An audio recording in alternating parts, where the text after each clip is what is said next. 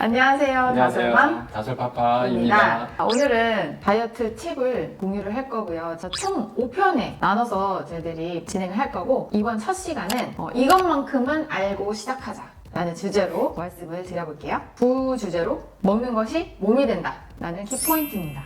다이어트 개념의 원리, 그리고 건강한 다이어트를 위한 몸의 세팅 말씀을 드릴 건데요. 첫 번째, 살이 찌는 원리에 대해서 말씀을 드릴게요. 기본적으로 우리가 섭취하는 열량, 그리고 소비하는 열량이 있죠. 근데 섭취하는 열량이 소비하는 열량보다 많을 때는 살이 당연히 찌는 거고, 소비하는 열량이 섭취하는 것보다 많을 때는 살이 빠집니다. 그래서 소비하는 열량은 곧 운동을 뜻할 수 있어요. 일상생활도 포함이 되지만 그것보다 더 큰 열량을 소비할 수 있는 방법은 운동이죠. 그렇기 때문에 운동은 건강한 다이어트를 위해서는 아주 필수적으로 중요한 조건이에요. 그리고 또 이제 먹는 거, 그럼 우리가 어떤 걸 먹었을 때 살이 잘 찌는지 알면 도움이 될 것 같아요.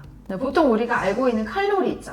칼로리가 다이어트의 모든 것을 좌우한다는 것은 반은 맞고 반은 틀린 이야기입니다. 왜냐하면 어느 정도의 칼로리를 섭취하는 것도 중요하지만 무엇을 먹느냐가 더 중요하기 때문이에요. 성인 여성 하루 섭취 권장 칼로리가 2000칼로리인데 점심 한 끼를 예를 들어서 버터 토스트 반 개, 사이다 한 캔을 먹으면 약 264칼로리 정도가 돼요. 반면에 삶은 계란 2개와 아보카도 1개는 합치면 315칼로리 정도가 돼요. 생각해 보셨을 때 당연히 칼로리가 높은 삶은 계란과 아보카도를 드신 분들이 살이 더 찌겠다 생각하시잖아요. 절대 그렇지 않아요. 그 원리가 혈당에 있기 때문입니다. 혈당은 다이어트 하시는 분들에게 굉장히 중요한 포인트예요. 우리가 음식을 먹고 우리 몸에 흡수가 되면서 혈액을 통해서 탄수화물이 골고루 움직이면서 운반이 돼요. 그거를 혈당이라고 하는데요. 이 혈당들이 이제 지속적으로 흡수가 되다 보면 우리 몸의 췌장에서 인슐린이라는 호르몬이 분비가 돼요. 이 인슐린은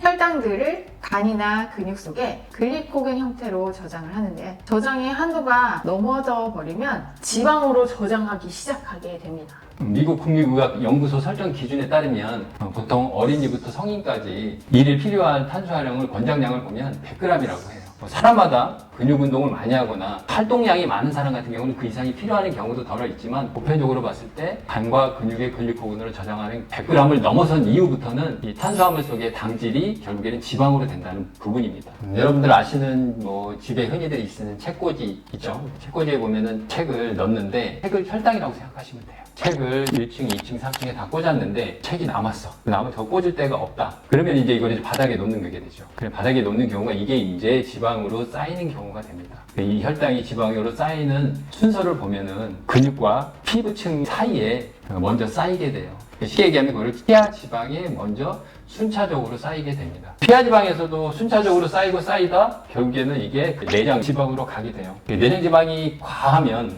중성 지방이라고 흔히 얘기하는 LDL이 상승하게 되고, 그 다음에 우리가 좋아하는 좋은 콜레스테롤 HDL이 점점 감소하는 경향이 생기고, 나쁜 호르몬이라고 하는데 이게 장기에서 발생하게 되면서 몸에 나쁜 세균들로 인해서 심각하게는 각 장기에 암이 발생하는 경우도 생깁니다. 이 문제는 뭐냐면 살을 빼고 이 부분을 넘어서 병적으로 아픈 상황이 되기 때문에 꼭 중요하게 관리해야 되는 부분이라고 더 강조하고 싶은 부분입니다. 예전에 제가 사는 우리 동네에 나이 드신 분이 술을 굉장히 좋아하시는 분이 있었는데 거의 소주를 막 하루에 한 병, 많게는 2에서 3병까지 드시기도 하는 경우를 봤어요. 보통 소주 한 병에는 400kcal 이상의 그 열량이 있습니다. 근데 이분이 매일같이 그렇게 드시는데 몸을 보면 항상 삐쩍 말라 있어요. 그 이유는 뭐냐면 소주 속에는 당질은 전혀 거의 없습니다. 열량만 높았던 거지 체내에 인슐린을 분비하는 혈당은 거의 없기 때문에 살이 찌지 않는 이유였습니다. 중요한 부분은 이런 식으로 알코올을 받아 섭취하게 되면 간이나 다른 장기들의 기능이 급격히 악화되는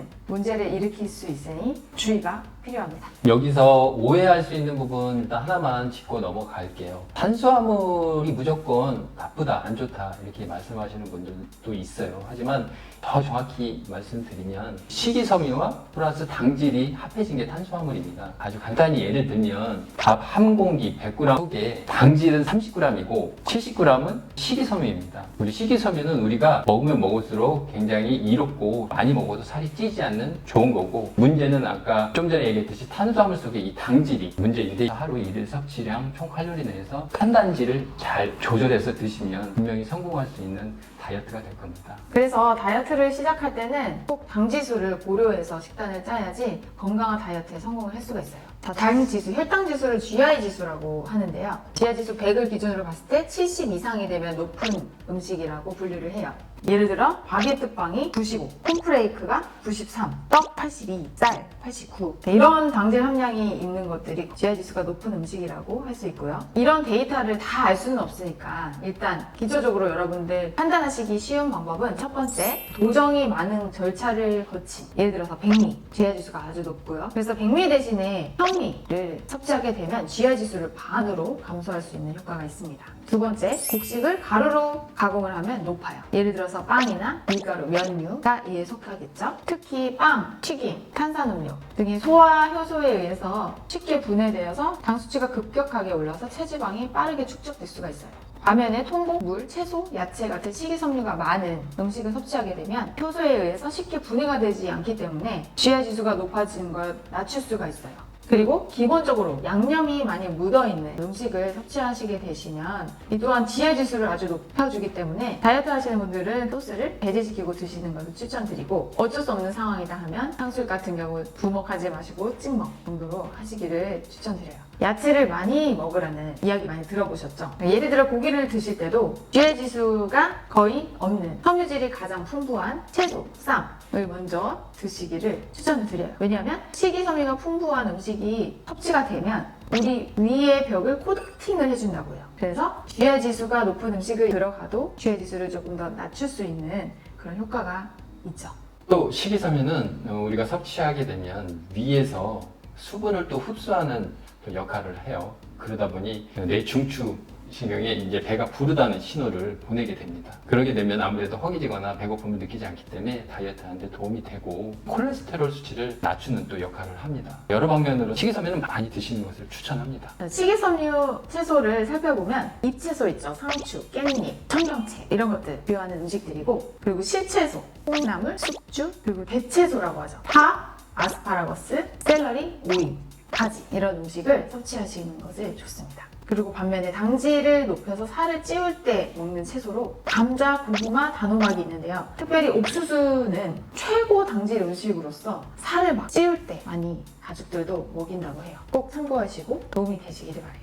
지금까지 탄수화물에 대해서 말씀을 드렸는데, 이 부분이 탄수화물을 배제시켜야 된다는 부분이 아닌 거 꼭 참고해 주셔서, 올바른 다이어트는 나에게 도움이 되는 탄수화물 섭취하고 탄단지를 밸런스 있게 균형을 잡아서 식단을 이어가시기를 당부드립니다. 그럼 도대체 어떻게 먹어야지 되는지 감이 안 오시는 분들, 한식을 예를 들어서 설명을 해드리자면, 아침 밥 반 공기, 각종 나물과 해조류, 계란 후라이 2개 정도, 점심 밥 반 공기, 생선, 미역국, 채소 반찬 2가지 정도, 그리고 저녁 고기 1인분, 아주 많은 채소와 함께. 자, 이렇게 참고하시면 좋을 것 같아요. 이 식단은 다이어트를 하기 위해 가장 최대치의 식단이라고 생각하시면 됩니다. 그리고 탄수화물 섭취는 개인의 생활 패턴과 운동량에 따라서 차이가 분명히 있는 점은 꼭 참고해 주시고, 개인 질환이 있으시거나 당뇨 환자이신 분들은 극단적인 저탄 식단은 금물이고요. 의사 선생님과 상담 후 다이어트를 계획을 하시는 것이 가장 바람직하고요. 다이어트를 하겠다고 일단 마음을 먹으셨다면 생활 패턴부터 반드시 바꿔야 돼요. 내가 변하지 않으면 절대 변할 수가 없어요. 무조건 배달, 어플을 먼저 삭제하시고, 우리의 적은 야식. 안 되죠. 모든 생활 패턴이 무너질 수밖에 없어요. 수면도 질이 떨어지고, 그리고 위장 기능도 많이 떨어지고, 그리고 호르몬 불균형을 초래할 수 있고, 계속 악순환이 반복되기 때문에 이제부터 선순환의 길로 딱 스타트를 하시기를 바랍니다. 지금처럼 생활 패턴을 일단 바꾸는 것, 일주일 동안 일단 먼저 하셔서 내 몸이 정신적으로나 육체적으로나 다이어트를 할 준비가 됐다 할 때 이제 시작하시면 분명히 100% 성공할 겁니다. 이제 준비가 되셨으니까 다음 시간에는 이제 구체적으로 식단하는 방법과 운동으로 몸이 변할 수 있는 효율적인 그런 방법을 알아보도록 할게요. 끝까지 들어주셔서 감사합니다. 감사합니다. 좋아요, 구독 눌러주세요.